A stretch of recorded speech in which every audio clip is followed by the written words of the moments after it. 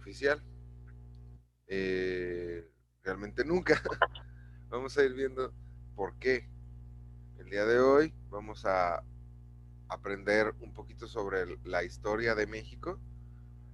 Eh, Vamos a ir viendo, tenemos que cubrir como desde los periodos prehispánicos, o sea, antes de los españoles, hasta los periodos de la conquista, la Nueva España, el virreinato, y después vamos a ir viendo hasta el México contemporáneo, o sea, hasta ahorita el 2021, ¿vale? Trataré de ser breve y, no, y nos extenderemos, trataré de extenderme nada más en las cosas que ustedes tengan como algunas dudas, porque pues muchas de estas cosas son cosas que hemos visto no solo en la escuela ya, sino son cosas que hemos a lo mejor escuchado, pero mi interés es como tratar de darles como a lo mejor información que no hayan tenido o no, o que no la tengan fresca, ¿vale? Primero vamos a hablar sobre qué es México y cómo está conformado. En el módulo vamos a utilizar una laminita, o sea, vamos a utilizar información que está delimitada aquí. Les voy a mostrar rápido de qué se trata. ¿Okay? Esto se los voy a pasar para que ustedes estudien, es como pues, un mapita, ¿vale? Todas las cosas que vamos a ver en en este módulo y que vamos a ir trabajando con más. Vamos a ver ahora qué es México, qué hay constituciones, dónde estamos, qué nos hace mexicanos y la historia de México. Una línea de tiempo y algunas fechas que les vale la pena recordar y que vale la pena tener en cuenta para entender mejor la historia de nuestro país. Va igual. Pues, no sé, ¿alguna vez a cuántos estados de la República han viajado ustedes? ¿Han viajado a algún otro estado? Sí, ¿Qué otros estados conocen? Aguascalientes. Aguascalientes, la Feria de San Marcos. No, eso no me tocó ir. ¿No te tocó? Ok. ¿Conocen algún otro estado? Aguascalientes, La Ciudad de México. Guanajuato. Guanajuato, la Ciudad de México. Yo San Luis Potosí y Tijuana. San Luis Potosí, Tijuana, Baja California. ¿Qué estado es Tijuana? ¿Cómo? Tijuana es la ciudad, ¿no? ¿Cuál es el nombre del estado? ¿Sabes cuál es el nombre del estado donde está Tijuana? ¿De Tijuana? No. ¿Alguno de ustedes sabe? ¿Sara? ¿Dónde está Tijuana?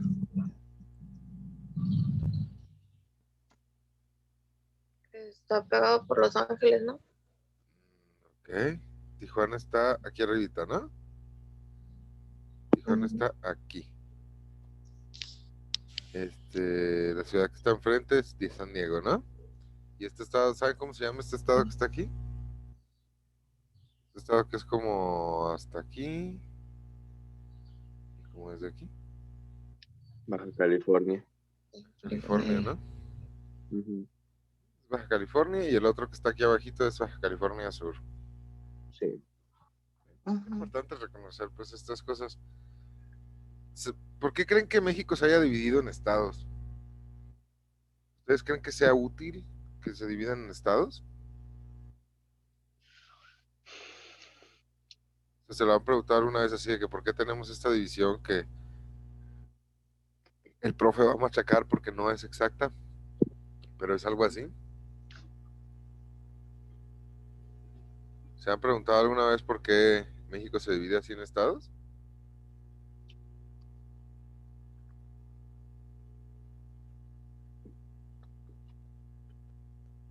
¿Por qué se dividió en estados?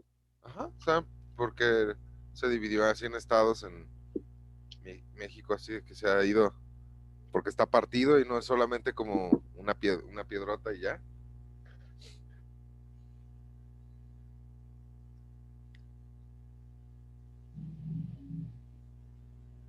Digo, México se dividió en estados porque primero es más fácil gobernarlo así, el país es más fácil tomar decisiones sobre territorios más pequeños, pero pues también porque nosotros seguimos un modelo que se parece, el nombre oficial de México es Estados Unidos Mexicanos, y porque está formado de 31 estados y un distrito federal. Esto es nosotros imitando a los Estados Unidos de América. El modelo que toma México, vamos a ir viendo, ahorita vamos a ver una presentación de eso más a fondo, es por qué nos llamamos Estados Unidos Mexicanos. Y vamos a entender un poquito más por qué.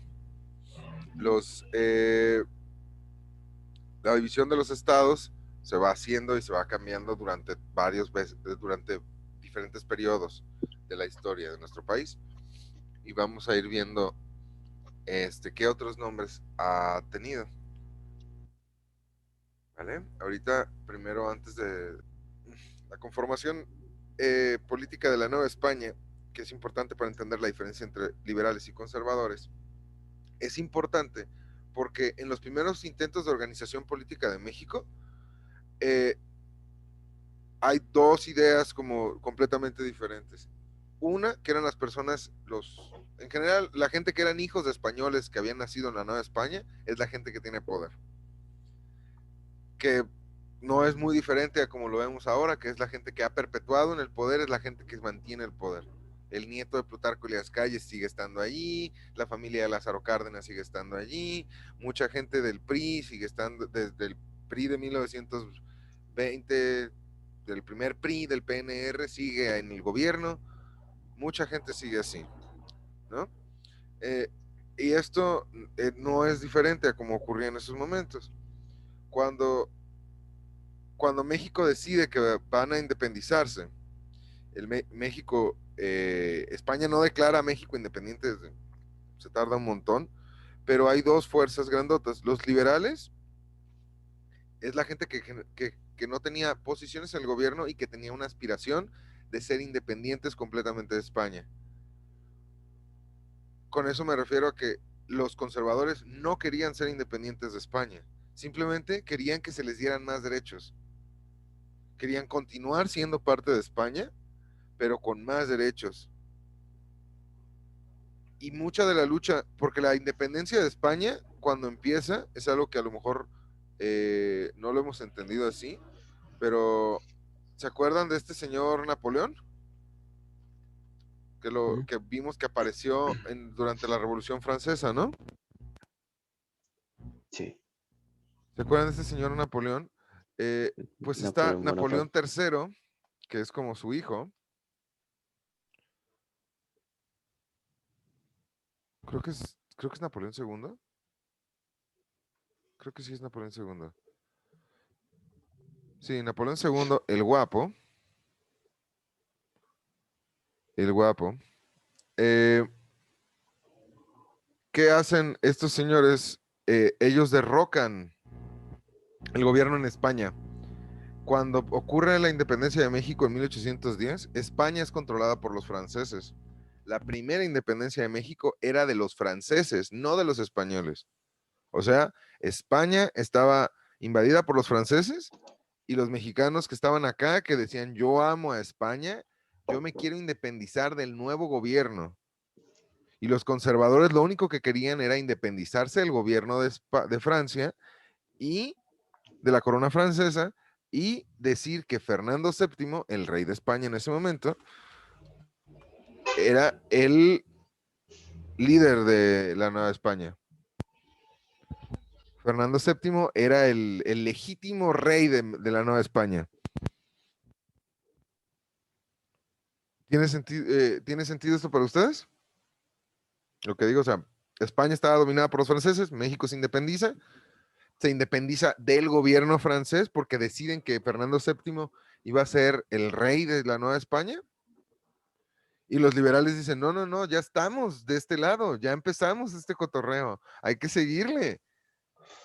O sea, ya no vamos a nada más de independencia. Es como si se salen de su casa y dicen, ok, yo no quiero que mande mi papá, ahora va a mandar mi mamá. Y dicen, no, no, no, ya estamos en este proceso de combatir a la autoridad, vamos a salirnos completamente de esto, ¿no? Sí. Entonces, eso es lo que ocurre en ese proceso. Los conservadores querían esta idea de conservar al gobierno de España en México y de que el rey de España se viniera a la Nueva España y desde aquí gobernara para poder reconquistar el territorio español. Esa era su idea. Después por eso pasa lo de Maximiliano y pasan otras cosas, porque hay un montón de gente todavía que en ese momento que no desea que México sea independiente, sino que siga perteneciendo a España por un montón de razones políticas y, o sea, y comerciales y de poder, sobre todo. ¿Ok? Entonces, porque cuando Miguel Hidalgo grita, da el grito de independencia, dice, viva Fernando VII. Miguel Hidalgo dice, viva Fernando VII. Que este es el discurso original que da Miguel Hidalgo cuando dice, si dice, viva la religión católica, viva Fernando VII, viva la patria y reine por siempre en este continente americano nuestra sagrada patrona, la Santísima Virgen de Guadalupe, mueran los gachupines y muera el mal gobierno. O sea, quieren que mueran los malos. O sea, hay españoles buenos, pero que viva Fernando VII. El rey es bueno. El rey es, queremos que el rey esté. Lo que no queremos es que exista este nuevo rey de Napoleón, que nosotros no pusimos. ¿Ok? Ok. Entonces hice una súper tangente para explicar una cosita de nada, pero es importante entender esto, igual como ya tenemos algunos conocimientos sobre la independencia y sobre la historia de México en general, creo que vale la pena como que aclaremos algunas cositas así. Ah, entonces, hasta ahorita lo que vimos fue que cuando México se decide independizar, la democracia es una de las opciones que toman, inspirados por Estados Unidos, los Estados Unidos de América, las 13 colonias. Las 13 colonias de Estados Unidos estaban en esta parte, nada más. Y después se van expandiendo hacia el oeste. Y vamos a ir viendo qué pasa. Si se fijan, por ejemplo, Florida, Miami, todo esto era territorio mexicano. Sí. También, Los Ángeles, toda esta parte que también es el estado de Oregon, Estados Unidos, Nuevo México, Arizona, toda la parte del centro. Pero, claro, esto es como cuando los niños llegan y dicen, mío, en la bolsa del súper.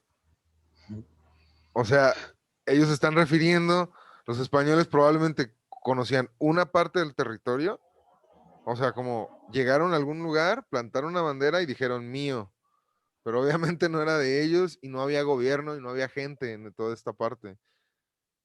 O sea, no había gente de la misma manera que había gente en la zona centro del país y no había gente como había, digamos, en Guadalajara o aquí en la Ciudad de México, ¿no? Incluso toda esta parte del norte está completamente despoblada durante muchísimos años, porque es muy difícil vivir en el desierto. Y es muy difícil viajar hasta el norte porque aquí había un montón de tribus, de grupos de gente que no estaban nada contentos de ver gente con caballos y con armas y que les dice que este lugar ahora es suyo. En fin, continuemos sobre por qué el nombre de México se llama Estados Unidos Mexicanos. Hasta ahorita vimos que se llama así por una influencia estadounidense y también por la búsqueda de tener una democracia representativa, que se unen en una federación, un grupo de grupos. Cada grupo es un estado y ese grupo de grupos son los Estados Unidos Mexicanos. Vamos a ir viendo un poquito más sobre la historia del nombre de México y luego y regresamos, ¿vale? Son los Estados Unidos Mexicanos, que son una república federal democrática. Ya vimos la parte de federal, ¿no? Cuando vimos esto que es federal, hablamos de que es una federación, ¿no? ¿Y qué era una federación? ¿Se acuerdan que era una federación? Es un estado, ¿no? Un grupo de grupos, ¿no? Ujú. Es un grupo de grupos. Entonces es una república federal democrática. Cuando vemos la palabra república, vamos a entender algo muy específico. Perdón, ¿ibas a decir algo, Sara? No, no, no. Ah, ok. La palabra república yo voy a dar una explicación un poquito más acá. Cuando vemos la palabra república, que la vamos a ver varias veces en este parrafito que tenemos aquí, la palabra república significa la cosa de todos. La cosa de todos. Entonces estamos viendo la cosa de todos, de todos y el grupo de grupos y luego democrática. Es una cosa es una definición un poquito compleja. Lo que hay que entender es que es una forma de gobierno que tenemos en nuestro país y que está unida siempre a la palabra representativa. Y con eso quiere decir que todos, en lugar de todos sentarnos a discutir todo lo que vamos a hacer todo el tiempo, como probablemente, como hacían los griegos, por ejemplo, todos los ciudadanos, nosotros tenemos representantes que ocupan, que son estos señores que están aquí sentados, a veces se duermen cuando trabajan, y ahí están representando a las diferentes partes del territorio mexicano, ¿vale? Nosotros elegimos a estos representantes por medio de elecciones y estos representantes tienen que velar por nuestros intereses. Vamos a ir viendo cómo se divide el poder en México, o sea, el poder político y el poder del gobierno, o sea, cómo gobernamos esto. Sé que ustedes, por ejemplo, pues cada uno, ¿han escuchado alguna vez la expresión así como, mi abuelita la decía mucho, como gobiérnate? ¿Alguna vez has escuchado esa expresión así como gobiérnate? Sí. Mi abuelita la decía pues para decir como, por ejemplo, así como contrólate, ¿no? Y vamos el gobierno, o sea, necesitamos que haya una forma de controlar las cosas. Vamos a ver que en México hay una división de poderes entre tres, que están establecidos por la Constitución. Vamos a ver qué es la Constitución, cuáles son las constituciones que ha tenido México, porque si ya vimos que el nombre es una cuestión complicada, pues la forma en que llegamos a ponernos de acuerdo también va a ser una cuestión que vamos a entender ahorita. Los tres poderes que tenemos en México van a ser poder ejecutivo, legislativo y judicial. Esos son los tres poderes que vamos a entender en México. El poder ejecutivo es el presidente. Ahorita vamos a ver una explicación. Les voy a poner otra presentación que tengo acá para ustedes. Un poquito más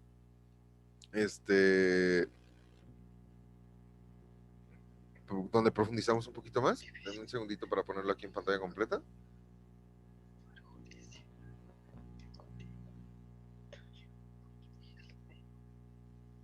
Pero cuando decimos el poder, esta división de poderes en México, vamos a entender que al presidente, ahorita vamos a ver cuáles son los requisitos que dice la Constitución sobre el presidente, cuáles son el poder legislativo y qué dice la Constitución sobre eso, porque la Constitución va a ser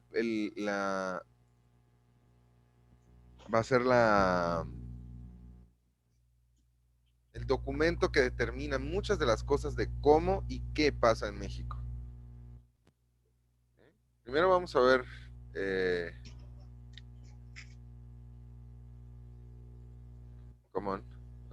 la Constitución. Primero, la Constitución dice en el artículo 49 que los poderes se dividen en tres. Y en el 115 y en el 116 se habla sobre esta división de nivel estatal y municipal. O sea que hay divisiones de poderes. Existen poder ejecutivo en el estado, en el municipio y en la federación. O sea, en el grupo de grupos de estados. En los tres hay ejecutivos, legislativos y judiciales. O sea, todas las los tribunales, las cortes y todo, hay tribunales municipales, estatales y federales. ¿Ok? Vamos a tratar de entender todo en este grupo grandote que es el federal, y a partir de eso vamos a tratar de entender analogías, o sea, como vamos a tratar de desplazar esa información hacia lo del estado y lo del municipio, para que quede un poquito más claro. El presidente, tiene que ser mexicano, tener al menos 20 años, perdón, al menos 35 años y haber vivido 20 años en México. Eh, Tiene que no desempeñar ningún cargo, tiene que cumplir con las leyes, tiene que ser buena persona, va a durar durante 6 años el periodo y se elige de manera directa. ¿A qué se refiere con manera directa? Porque hay otros puestos que no se eligen de manera directa. Por ejemplo, en el Poder Judicial. O sea, la gente no elige directamente quiénes son los jueces. También está el Congreso, que es el Poder Legislativo, que son los diputados y los senadores. Vamos a ver ahorita cuál es la diferencia. La Cámara de Diputados, en México son 500 diputados los que hay. ¿Ok? Y se necesita por lo menos tener 21 años para ser diputado. O sea, que un presidente necesita tener 35 y un diputado 21. Los diputados, su tarea es proponer nuevas leyes y dar atención ciudadana. Es decir, que lo que alguna vez a lo mejor han escuchado en las noticias o a la gente, los políticos decir es, ustedes pueden ir con su representante, ustedes pueden ir con el diputado que es el distrito que les corresponde y pedirles que atiendan a su problema, algún problema que ustedes tengan. Pedir ayuda y buscar su trato. ¿Eh? Aquí hay un videito sobre la Cámara de Diputados, que si nunca han visto cómo funciona, es un circo muy divertido. Vamos a ver si se pone. Ahora, el Poder Judicial está representado por la Suprema Corte de Justicia a nivel federal. La Suprema Corte de Justicia, o sea, a nivel de todos los estados. Hay 11 ministros que son electos cada 15 años. Esas elecciones no son directas, o sea, yo no voto, ni ustedes tampoco, por quiénes son los jueces, sino que estos jueces son propuestos por el presidente de la República y son electos por el Senado. O sea que los representantes de los estados, que fueron elegidos por ustedes, eligen con base en su competencia profesional quiénes deberán ser los jueces. Las funciones de los jueces y del Poder Judicial es juzgar las leyes y los actos de la autoridad pública que violen la Constitución. O sea, resuelven pleitos también entre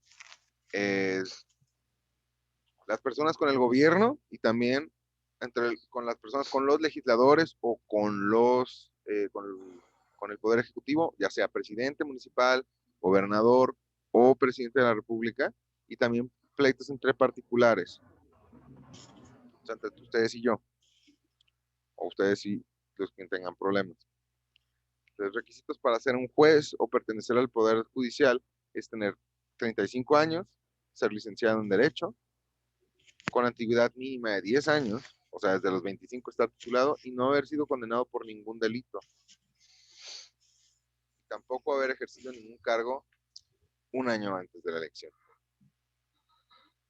para no influenciar demasiado. Todo esto es lo que vimos ya ahorita. Karina Flores nos ayudó con la presentación de esto. Entonces ya vimos esta conformación de poderes en México, que esto es para poder gobernar el país de una mejor manera. ¿Vale? Ahora, ¿qué vamos a ver después? Hablamos sobre la Constitución. Si se fijan, nosotros ya exploramos un poquito qué es el Poder Ejecutivo, qué es el Poder Legislativo y qué es el Poder Judicial. Ahora vamos a explorar un poquito qué es la Constitución, ¿ok? Y por qué existe un documento como este. ¿Creen que sea necesario que las reglas estén establecidas? desde antes. Sí, ¿no? Sí. También en su casa, ustedes también me imagino que pues, tienen reglas personales o también en su vida. Yo no salgo con personas casadas, por ejemplo, o yo sí salgo con personas así, o yo hago esto, o aquello, yo como esto, yo no como aquello. Eh, Muchas de estas situaciones, ¿por qué no cargan el enlace? Bueno, les voy a poner el video acá. Muchas de las situaciones que se tratan en la Constitución nos importan a todos de una manera diferente, porque la Constitución no solo nos da obligaciones, no solo nos da derechos, sino también obligaciones que tenemos que hacer. Por ejemplo, el hecho de elegir a nuestros representantes es parte de nuestras obligaciones como ciudadanos de este país. Vamos a ir viendo cuántas constituciones ha tenido México y por qué es importante conocerlas. En parte es importante conocerlas porque van a venir algunas de estas en el examen. Eso es importante. Y también es importante entender cómo ha ido cambiando la forma en que decimos, planteamos las reglas del juego en el país. ¿Va? Vamos a poner ahorita, vamos a ver otro video sobre esta situación y lo comentamos ahorita. ¿Va? Sobre cuántas constituciones ha tenido México y en la línea del tiempo que tienen vienen las constituciones que vamos a que son relevantes. ¿Va? De todos modos, por si necesitan para estudiar después. Muy bien. Pero, voy a poner...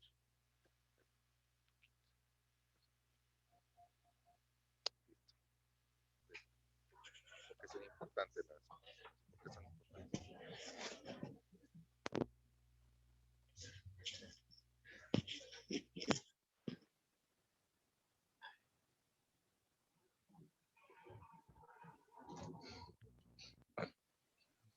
Bueno, igual, las constituciones son importantes porque son las leyes de leyes, ¿ok? Es lo que garantiza que todo ocurra, ¿ok? La constitución mexicana, ¿por qué dice que era una constitución avanzada para su época? Pues porque, por ejemplo, se aceptaba que todas las personas eran iguales, cosa que Estados Unidos no hacía, por ejemplo. Se aceptaba pues que hubiera libertad religiosa, libertad política, se aceptaba los derechos de los trabajadores, muchas cosas que en otros países no ocurrían. Porque puede parecer que México no ha sido un país como muy avanzado o tenemos como esta idea a lo mejor de que México es un país como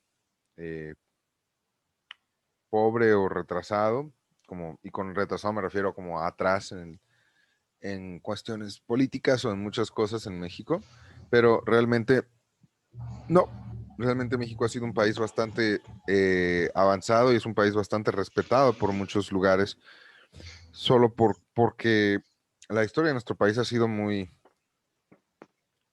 vertiginosa, ha cambiado mucho nuestro país y mucha de la gente que estaba en la revolución era gente muy inteligente y muchas cosas que aparecen a partir de 1917 son muy importantes y también muy innovadoras. Por ejemplo, unas cosas que nacen a partir de ahí, la Secretaría de Educación Pública, la SEP. No todos los países del mundo tenían educación pública, no todos los países del mundo tienen educación pública tan desarrollada como México, aunque nosotros pues, nos quejamos naturalmente porque la padecemos, pero todo lo que pasa, la idea de los libros de texto gratuitos es algo que no pasa en Estados Unidos, por ejemplo. Nadie le regala libros a nadie en Estados Unidos, nadie le regala nada a nadie de esa manera. La escuela pública no funciona así. El seguro social es algo que los Estados Unidos tienen un problemón, aunque el seguro social tenga sus desventajas y todo lo horrible que ocurre al respecto a eso. Hay muchos países que no tienen seguridad social como México. la universidad de la Universidad Nacional Autónoma de México, la UNAM, que nace a partir de ese momento, que invitan a medio mundo para la inauguración, porque es una de las cosas más importantes que ocurren en México también en ese momento. Muchas cosas muy importantes que aparecen a partir de ahí. Vamos a ir viendo con más detalle después la historia del país y por qué es así. Vamos a ver la forma de gobierno de México que es, pero primero, unas historias. Vamos a ver con detalle nada más cuáles son las otras ubicaciones que tiene México en el mundo, ¿ok? O sea, la ubicación geográfica. México está ¿en qué continente? América, ¿En qué parte? Centroamérica, En el norte, Norteamérica. Norteamérica, Norteamérica, Centroamérica es esta parte, Guatemala, Belice, Panamá, Costa Rica y Panamá es el de abajo, perdón. Y Honduras. ¿Ok? Toda esta parte de aquí abajo es así. Guatemala, Belice era parte de México en algún momento y también Honduras. Y después se independizaron. Tenemos al norte al vecino de Estados Unidos, al sur Guatemala y Belice son los países con los que colinda México. Tenemos dos océanos que rodean a nuestro país, que es el Océano Pacífico y el Océano Atlántico. Tenemos al Golfo de México aquí y el Mar Caribe, que el Mar Caribe es parte del Océano Atlántico. ¿Sí? Es importante tener esto en mente. La ubicación histórica, ¿dónde México está? Aquí es donde vamos a hacer una pausa para adentrarnos un poquito más. Quiero que pongan atención en la parte de arriba, por favor, donde hablamos sobre la historia universal, que es lo que vimos en la parte anterior, en la primera parte de las clases. La historia universal que vimos fue, por ejemplo, que la historia empieza con el 3500 años antes de Cristo en la Edad Antigua, termina en el 466 con la caída de Roma de Occidente, caída del Imperio Romano de Occidente, por eso dice Cirox, así, caída del Imperio Romano de Occidente. Ahí empieza la Edad Media y luego es la caída del Imperio Romano de Oriente, o que en 1492, que es la otra cosa importante que pasó y que dio pie a la Edad Moderna. ¿Cuál era la otra cosa que pasó? el descubrimiento de América. Exactamente, el descubrimiento de América. Pasa en 1492 y después en 1789 pasa la Revolución Francesa. La Revolución Francesa. Muy bien. Entonces, esta Revolución Francesa es muy importante porque, si se fijan, está muy cercana a lo que vimos de México. México se independiza en 1810. Entonces, estamos hablando de que la independencia de México ocurre aquí. Empieza la Guerra de Independencia, perdón. La Guerra de Independencia empieza en 1810 y termina en 1821. Cuando vayamos viendo esta comparación, va a tener más sentido. En la Edad Antigua, en México, existían los periodos históricos prehispánicos, que cuando se refiere a prehispánicos se refiere a pre-españoles, prehispánicos. Estos periodos prehispánicos son todos estos preclásico, clásico, posclásico e histórico, que es como se conocen. ¿Se acuerdan para qué dividíamos los periodos en la historia? ¿Para qué hacíamos eso? ¿O no?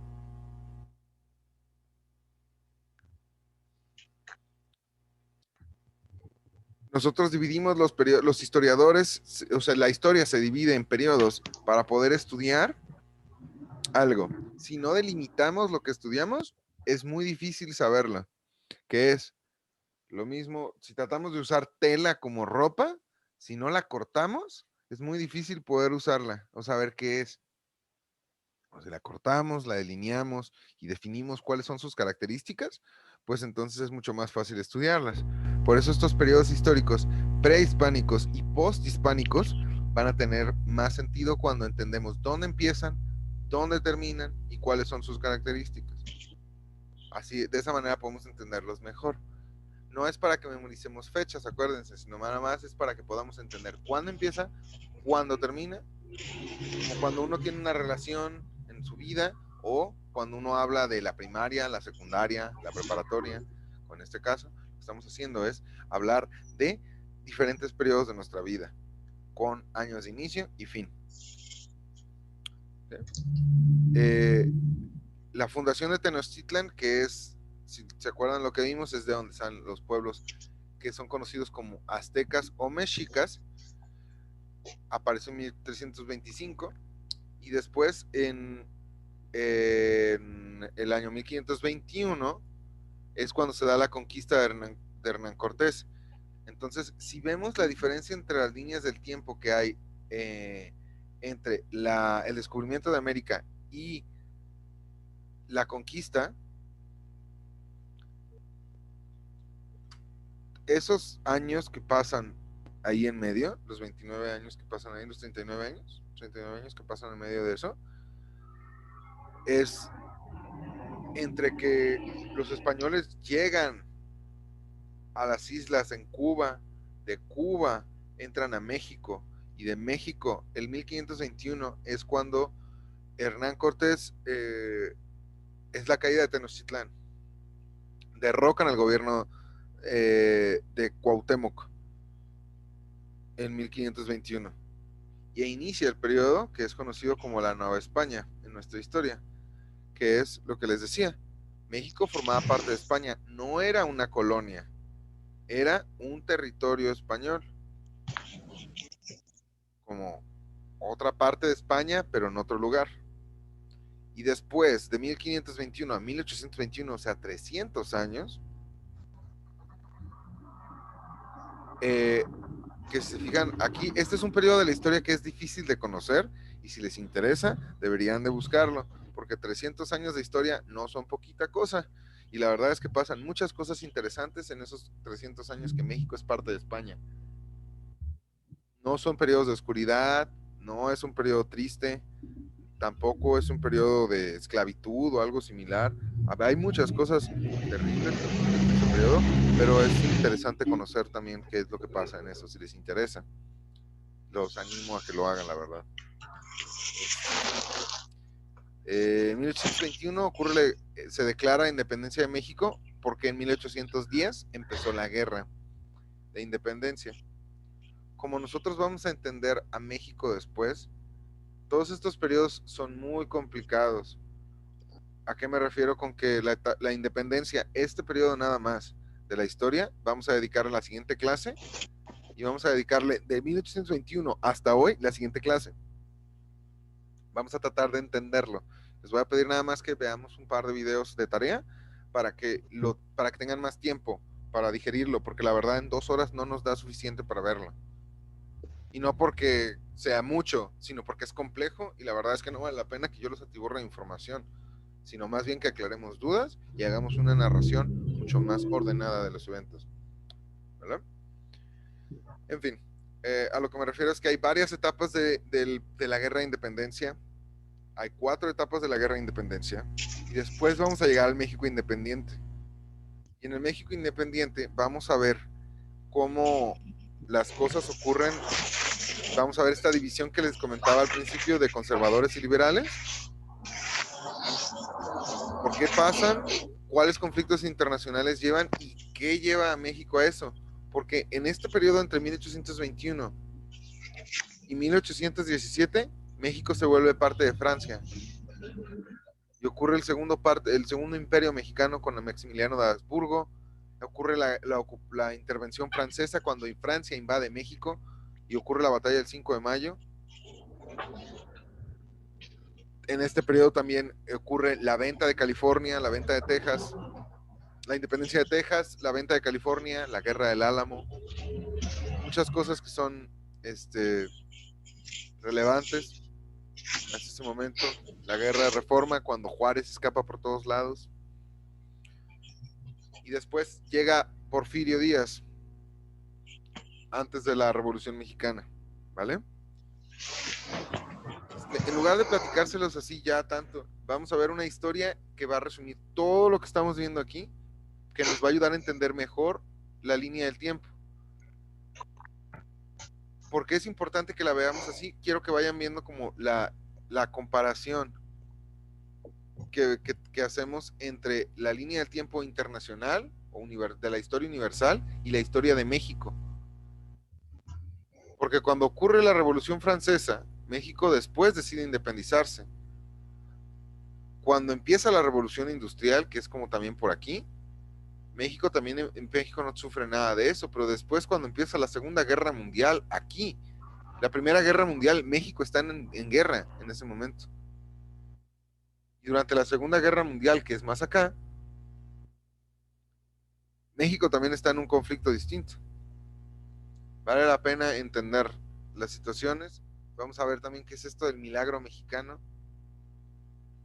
que viene aquí, que a lo mejor es algo que no habían escuchado. Y otros conflictos que existen. ¿Va? Vamos a ver un videito que es una breve historia de México. Súper. Necesitamos más tiempo para estarla viendo. ¿Ok? Les digo esto porque hay gente que dedica toda su vida a estudiar como el siglo XIX, o sea, el 1800 y tantos, o el siglo XX. Y hay muchas cosas que son interesantes ver y que explican mucho de cómo vivimos ahora o cómo el gobierno está. Pero pues no nos da tiempo para eso, sino simplemente tenemos que ver como las cosas que son más importantes para el objetivo que ustedes estén teniendo. Pero sí los animo a que investiguen un poquito más si les llama la atención o quieren conocer un poquito más de eso. Ya sea viendo videos, leyendo, como les sea bien, también hay algunos podcasts interesantes. En fin, la última parte que vamos a ver es la ubicación cultural de México. O sea, vimos ya la ubicación geográfica, la ubicación histórica, y vamos a ver la ubicación cultural por último. La lengua oficial de nuestro país es el español, pero también hay 68 lenguas nativas reconocidas. ¿Okay? No son dialectos, son lenguas. La lengua zapoteca, mixteca, el náhuatl, el mexicanero. Hay muchas lenguas nativas de aquí, de nuestro país, que pues también son parte de nuestra cultura. ¿Qué es la cultura? La cultura es todo lo que nos identifica como un grupo humano. O sea, todo lo que nos, ya sea, no solamente la música, la pintura, no, la comida es parte de eso, el vestido, o sea, la vestimenta que utilizamos, la música que escuchamos, las tradiciones que tenemos, las celebraciones, la religión, el habla, la lengua que tenemos también, todo es parte de nuestra cultura. En español, México forma también parte de otros grupos culturales como Iberoamérica, que los iberoamericanos, no, perdón, Iberoamérica, no, Hispanoamérica, aquí me equivoqué yo, Hispanoamérica. México no forma parte de Iberoamérica, sino de Hispanoamérica. ¿Qué es Hispanoamérica? Los países que hablan español en América. O sea, Chile, Perú, Bolivia, Argentina, Venezuela, Colombia. Y los países que no hablan español en América son Surinam, la Guyana Brasil. Francesa, Brasil, Haití, las Bahamas, etcétera, otros territorios, Trinidad y Tobago, Estados Unidos, Canadá. Ellos no son parte de Hispanoamérica. También se nos conoce como latinoamericanos. Esto porque se conoce como América Latina a esta parte que incluye a Brasil, todas las lenguas que provienen que tienen una cultura que vienen de las lenguas que vienen del latín, como la gente de Brasil y toda la gente del Cono Sur y Centroamérica y México, que es conocido como Latinoamérica. Este concepto es porque más allá de identificarnos por nuestra lengua, se buscaba identificarnos por nuestra cultura en común, que éramos hijos de España, pero también hijos del territorio donde estamos. En fin, pues vimos bastantitas cosas hoy. No sé si tengan alguna duda. No, profe, oiga, la vez que mandó ¿cómo se llama? Como si fuera como exámenes. Ajá, sí, los cuestionarios que tenían. Ajá, bueno, que es como, Un jueguito, son ajá. como juegos, ajá. Pues yo no me pude meter, no sé si lo puso como a tanto tiempo, Ah, pero ok. me decía que pues ya estaba bloqueado y yo dije, Te lo voy a mandar y lo voy a poner para final de año. Es que creo que se ponía como de forma automática así. ya, ay, porque, pues es que ya ve que le dije que no le había puesto atención, que porque mi cría se había despertado. No te Y preocupes. pues ya así como que ya no supe si lo puso así como a Por tanto un tiempo tiempo, ok. o lo dejó así, ajá, entonces no. Voy a revisarlo ahorita, y le cambio la fecha para que podamos revisarlo, que a lo mejor sí estaba como nada más unos días, porque normalmente creo que se pone como 3 días o algo así. Como Pero tres voy a días. checar para que Ah, esté más tiempo. Ujú. Igual, ok. la historia que les decía es esto aquí. Estos son los videos que les comentaba que pues, si tienen chance de ver, aventárselos, la verdad no son muchos. Es un programa de la Secretaría de Educación. Se llama Nueva Historia de México, Nueva Historia Mínima de México Ilustrada. Es una programación de la UNAM, que explica un poquito más profundamente lo que estamos viendo. Ya con música y con cosas más allá. Si les interesa verlo, pues aquí en la lista de reproducción que les puse van a estar todos los videos.